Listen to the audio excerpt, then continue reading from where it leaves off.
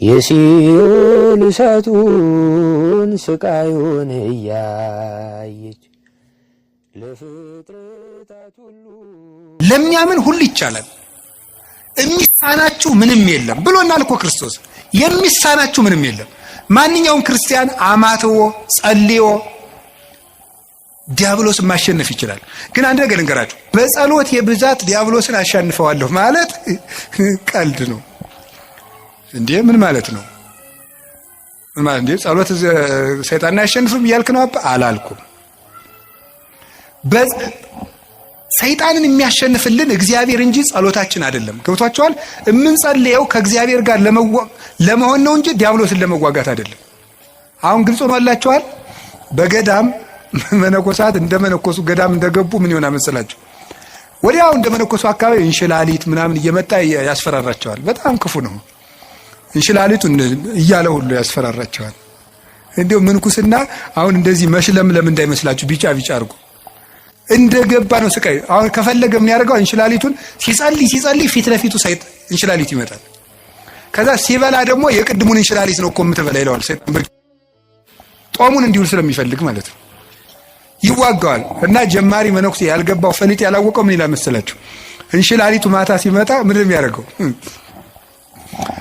ፍካሬ ዘጻድቃን ወዛጣን መዝሙር ዘዳዊት ሃሌሉያ ሲል እንሽላሊቱ አላለቀም፣ አልሄድም አለ። ዞር ብሎ ያየዋል ደግሞ አለ ነው 150 ነው የምዘልቀው ዛሬ ሰብህ ወለእግዚአብሔር በቅዱሳኑ አልሄድም። በቃ እንደዚያ እያደረገ ነው። አሁን ደግሞ እስቲ እንታያለን። በስግደት ደግሞ 300 ሲሰግድ አለ። ለምንድን ነው የማይሸሸው ሲባል ይሄ ሰውዬ በሐሳቡ በምኑ ነው አሸንፈዋለሁ ብሎ የሚያስበው? በጸሎት በእግዚአብሔር ቸርነት ቢል ግን አንድ አቡነ ዘበሰማያት እንዳለ ይጠፋል። ስለዚህ ክርስቶስ ተኮር ክርስትና እንጂ ሰይጣን ተኮር ክርስትና የለም። ገባችሁ? ክርስቶስን ለማግኘት ጸልዩ እንጂ ሰይጣንን ለማሸነፍ እያላችሁ አትጸልዩ። አንድ አባት ያልተናገረዋል። አንድ የበረሃ አባት ሰይጣንን እያሰብክ የምትጸልይ ከሆነ አታሸንፈውም፣ በጉልበት አትሸንፈውም። እንዲያውም ምን ብሎ ይናገር 20ኛው ክፍለ ዘመን ላይ የጻፈ አባት ነው እና ምን ብሎ ይናገር መስላችሁ? አንተ ጥይት ብትተኩስ እሱ ኒውክሊየር ይተኩሳል ይላል። ከ50 ዓመት በፊት የተጻፈ መጽሐፍ ነው። ሰይጣንን ለማሸነፍ አንተ ጥይት ተኩስ ኒውክሊየር ተኩሳል። ለምን? የ7000 ዓመት የውጊያ ልምድ ያለው ጀግና ነው እሱ። አይሆንልህም። ሰይጣንን በጉልበት አሸንፉ። በቀን 400 ሰግዳለሁ ሰይጣንን እቀጠቅጠዋለሁ ይላል አንዳንድ። ወረጣው 4 ሚሊዮን አድርገው አትቀጠቅጠው። ስግደት ቀንሱ አላልኩም፣ ስንፍናም አላስተማርኩም። በደንብ እንድትሰሙኝ ስለምፈልግ ግን በስግደታችን ብዛት በጸሎታችን ብዛት እናሸንፋለን ማለት ትዕቢት ነው። የሚያሸንፈው ማን ነው? ንገሩን። እግዚአብሔር ነው የሚያሸንፈው። እኔ ምክሉ ቅዱስ እንጦንስ እኮ መጡ። ቅዱስ እንጦንስ ከባቱ ከሚጸልዩበት ማለት ምን መስል አጋንንት በሙሉ የሰውዬ እንግዲህ ብለው ማስወጣት ሳቃታቸው ቢሉ አንድ ቀን እስቲ አውሬውን እንሆንበትና እንደራጅና ብሎ ተደራጅተው ምን ወጡ? አንተ እባቡን፣ አንተ ደግሞ አይጥውን፣ አንተ ደግሞ እንዲስቅ ይሆነ አንድ እንደው ይገርማል እኮ አባ ፓምቦ የሚባለው ሰይጣን ራሱ ለመፈተን አባ ፓምቦ የሚባለውን አባት ለመፈተን ሰይጣን ምናል በጣም ብዙ ሺህ አጋንንት አልስቅም ብሎ አርምሞ ያዘ አባት ነው። በጣም ብዙ ሺህ አጋንንት አንድ ብርሌ ማንሳት አቅቷቸው ያሳዩታል፣ እንዲስቅ ማለት ነው። እሱ ግን መሳቁን ትቶም እንዳለ ታውቃላችሁ። ይሄ የሚያሳየው አቅመ ቢስነታችሁን ነው አላቸው። እንኳን ሊስቅ ማለት ነው። ሰይጣን በማሳቅም በምን ስልቱ ብዙ ነው። ወደ እንጦንስ ሲመጡ ዘንዶ ሆኖ ይመጣል፣ እንደ እባብ የሚያፏጫል። አስባችሁታል መመናን? ዘንዶ ቢመጣባችሁ ዘንዶ ብዙ ሲሆን ከዛ ደግሞ እባብ ቢመጣ ከዛ ደግሞ ጊንጥ ቢመጣ እንደገና ነብር ቢመጣ እንደገና አንበሳ ቢመጣ እንደገና ጅብ ቢመጣ አይጥም ቢመጣ አረኒ ራሱ አይጥ ራሱ አሁን ሌሊታውን አይጥ መጣ ደህና ናችሁ ብትል አታስፈራም? ያ ሁሉ እንደ ሰው እየተነጋገረ ያፏጭ መጣ። እንዴ እኮ ይገርማል እኮ። ምንድነው ያላቸው? ይሄ የሚያሳየው አቅም እንደሌላችሁ ነው አለሱ። አቅም ቢኖራችሁ ኑሮ ለኔ እኮ አንዱ ጅብ ይበቃኛል አላቸው። አቅም ስለሌላችሁ ግን ብዙ ናችሁ መጣችሁ። ይሄ አቅም የላችሁም፣ ግን እኔ አቅም የለኝም ክርስቶስ ይዋጋችሁ እንጂ ሲላቸው ሁሉም ብትን ብለው ጠፉ። ክርስቶስ ይዋጋችሁ፣ እኔ አቅም የሌለኝ ሰው ነኝ በማለቱ ማለት ነው። ስለዚህ እግዚአብሔር ይርዳን ነው እንጂ ተመስገን። እኔ እንደው አንዳንድ ደጋግ ምዕመናን ራሱ ሳገኛቸው ተመስገን ይሄው 5 ዓመቴ ነው መቁጠሪያ ቆጥራለሁ፣ አብይ ጾም ጾማለሁ፣ ሰይጣንን እየቀጠቀጥኩት ነው። እሱ ነው እየቀጠቀጠ ያለ ጌታ። እንደዚህ ማለት በራሱ መቀጥቀጥ እኮ ነው። እውነቴን እኮ ነው። ሰይጣንን ተመስገን ነው እየቀጠቀጥኩት ነው አይባልም። ሰይጣንን የሚቀጠቅጠው ማን ነው? ምን አለ? እግዚአብሔር አምላከ ሰላም ይቀጥቅጦ ለሰላም ታይተ እገሪክሙ። የሰላም አምላክ እግዚአብሔር ሰይጣንን ከእግራችሁ በታች ይቀጥቅጠው ብሏል። ሮሜ 16:16 ላይ ዲያብሎስን በጉልበታችን አናሸንፈውም፣ በእግዚአብሔር ቸርነት ግን እናሸንፈዋለን። ስለዚህ ዲያብሎስ ከኛ አቅም በታች ነው፣ በእግዚአብሔር ቸርነት እችላለሁ በሉ። እንትን ካልሄድኩ ሰይጣን አይወጣም፣ እንትን ካልሄድኩ እንትን ሰይጣን አይወጣም እያላችሁ እንደዚህ አትበሉ። ዲያብሎስን ዓለምን የሚያሸንፈው እምነታችንና ከክርስቶስ ጋር መኖራችን ነው።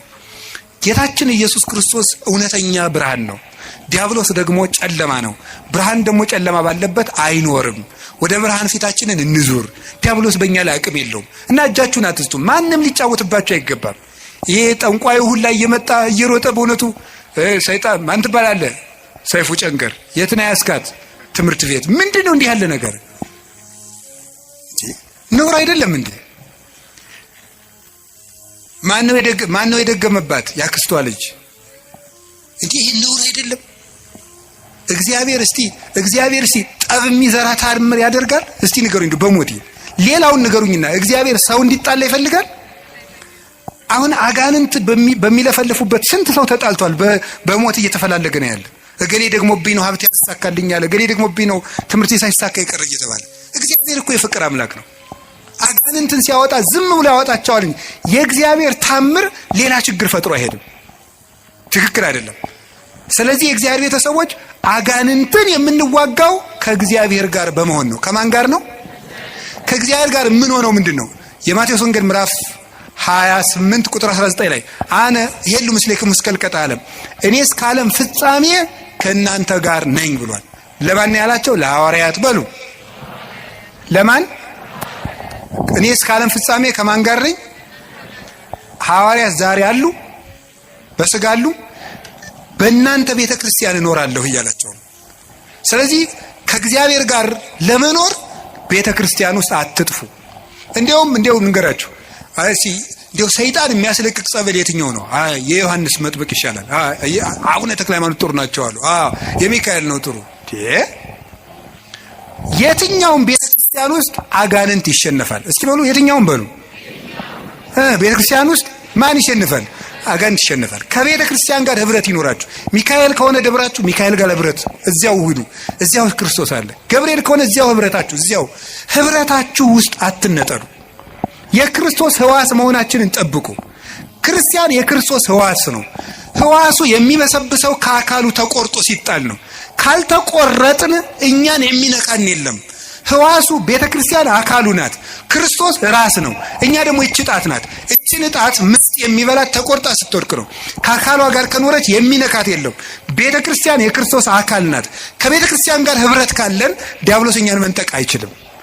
እግዚአብሔር ከሁላችን ጋር ይሁን። የመጨረሻው አምስተኛው እግዚአብሔር ለምን ሰይጣን እንዲፈትነን ይፈቅድለታል። አምስተኛው ከፈተናው ስለምናተርፍ ነው። እስኪ በሉ ድገሙ። ስለምናተርፍ ወይም ደግሞ ምን ስለምናገኝበት ይመስላችኋል? ጸጋ ስለምናገኝበት ማለት ነው። ጸጋ ስለምናገኝበት አንድ ሁለት ነገሮችን ልጠቁምና ልጨርስ እዚሁ ሐሳብ ላይ። ለምሳሌ እግዚአብሔር ዲያብሎስ ኢዮብን ልፈትነው ሲለው ምን አደረገው? ፈቀደለት? ከለከለው? በል ንገሩኝ እንጂ። ፈቀደለት። ምኑን ፈተነው? ገንዘቡን ጨረሰበት። ከዛ ቀጥሎ ምኑን ጨረሰበት? ልጆቹን ጨረሰበት። ከዛ ቀጥሎ ምኑን? አካሉን። ሶስቱንም ነው ያጣ። ገንዘቡንም አጣ። ሰው እኮ ገንዘብ ቢያጣ ልጆቹ ሰርተው ይሰጡታል። ልጅ ቢያጣ ራሱ ሰርቶ ይበላል። ኢዮብ ሶስቱንም ነው ያጣ። ልጅም አጣ፣ ገንዘብ የሚያመጣ ልጅም አጣ፣ ሰርቶ የሚኖርበት ጉልበትም አጣ። ሶስቱንም አጣ። ዲያብሎስ ያን ሁሉ ሲነሳው እግዚአብሔር ዝም አለ። መጨረሻ ላይ ግን ከ7 ዓመት ፈተና በኋላ እግዚአብሔር እጥፍ ልጅ፣ እጥፍ ከብት፣ እድሜም ጨምሮ ሰጠው። ማሪሳቅ ይላል እስመ እግዚአብሔር ሎቱ ስብሐት በእንተ ብዝኃ ጸጋሁ ያበዋ ለነፍስ ውስተ ኩሉ ጻዕረ ምንዳቤ። እግዚአብሔር ክብር ምስጋና ይግባውና ለነፍስ ስለሚሰጣት ብዙ ጸጋ ሲባል ሰውነትን ወደ ብዙ መከራ እንዲገባ ያደርጋል። እንድናተርፍበት ነው። ጸጋ እንድናተርፍ ነው። የመጀመሪያው ነፍሳችን እናተርፋታለን፣ ስጋችን እናተርፋለን። ምናልባት ከፈተና እንግዲህ እግዚአብሔር መሸለመኝ እንዳትሉ፣ ሽልማቱ ወይ ጊዜ ያለው ካልተሸለማችሁበት ደግሞ በነፍስ ሸልሟቸዋል ማለት ነው። ይህን ነው መረዳት የሚገባው። ቅዱስ ጳውሎስ ታሞ ነበር። ታሞ እግዚአብሔር አድነኝ አስተብቋይ ክወለ ጊዜ የስልሰ ጌታዬን 3 ጊዜ ፈውሰኝ አልኩት አለ። ከፍተኛ ራስ ምታትና ውጋት ነበረበት። ሌት እንኳን እየሰፋ ቀን ሙሉ የሚያስተምረው ቅዱስ ጳውሎስ ምንድነው ያለው መሰላችሁ? ጌታዬ ፈውሰኝ አለው። ምንድነው ያለው?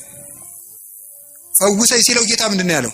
ያክለከ ጸጋዬ፣ ጸጋዬ ይበቃሃል አለው። ምን ይበቃል ነው ያለው? ጸጋዬ ይበቃል። የሰጠው ጸጋ ብዙ ነው አለው። ይሄንን ወዶ ቅዱስ ባስልዮስ ዘቂሳርያ ምን አለ? ድዊው ጳውሎስ ድውያንን ይፈውሳል ይላል። ምኑ ጳውሎስ? ድዊው ጳውሎስ ህመም አለው። ግን የቅዱስ ጳውሎስ ራሱን ማዳን ሳይችል ይታመማል። ግን የጨርቁ ጫፍ ተቆርጦ ሲሄድ ሞት ይፈራዋል። የቅዱስ ጳውሎስ ልብሱን እኮ ሞት ይፈራዋል። ከጨርቁ ጫፍ ተቆርጦ ሄዶ ከሞተ ሰው ላይ ሲጣል ሙት ይቀሰቀስ ነበረ። ሞትን የሚሽር ስልጣን ያገኘው ታሞ ነው። መታመም ጸጋ ያሰጣል። ስለዚህ እግዚአብሔር ለምንድን ነው ሁሉ መከራ የሚያደርገው ሲባል እንድናተርፍበት ነው። እንድናተርፍ ስለሚፈልግ እግዚአብሔር ሰይጣን ሲፈትን ዝም ይለዋል። ባኮቴት በምስጋና በትዕግስት ከተቀበልነው ሁሉም ነገር ለትርፍ ነው። መንግስተ ሰማያትን እናተርፍበታለን። ደስታን እናተርፍበታለን። ኦርቶዶክሳዊነት ማለት መከራ ውስጥ ገብቶ ደስታን ማግኘት ነው። ክርስቲያን ሆናችሁ ደስታን ማንም እንዳይነጥቃችሁ የምትፈልጉ ከሆነ ሁልጊዜ ስታዝኑ ነው የምትኖሩት። ክርስቲያንነት ማለት ዓለም የማይደሰትበትን ነገር መርጦ የማይነጥፍ ደስታ ውስጥ መግባት ነው። ያ የማይነጥፍ ደስታ ክርስቶስ ነው። እንዲህ አላቸው ሐዋርያትን፣ ወለፍስሐክሙኒ አልወዘ ያይደክሙ፣ ደስታችሁን የሚወስድባችሁ የለም አላቸው። ደስታችሁን የሚወስድባችሁ የለም አላቸው። ከዛ